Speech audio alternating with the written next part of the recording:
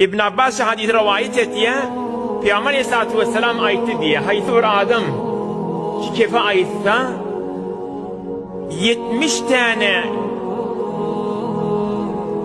katip olan feriştani 70 tane katibi mun günne şunun sevabını yazıp tamam edecek de olsa tükedi bilmer onu yad eder diye.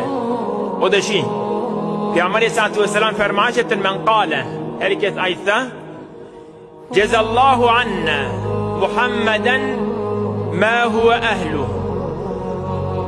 Yani 7 tane kelime Müslüman doğan. Manatı var Hudaya. Biz taraftan Muhammed Aleyhisselatü Vesselam'a gelişikli olan cezaya hayri inayet edeverdiyse Peygamber Aleyhisselatü Vesselam'ın çeken zahmetinin aşağıdan çıkabilecek mi? Ya Rabbi ödün ceza ver deyip, hayır ceza ver deyip şu duanı edağasa ola kan sevaba elveriye. Yani biz cezallahu anna seyyidena deyip Peygamber Aleyhisselatü Vesselam'ın adının evine Muhammed'in evine seyyidine getiriyoruz.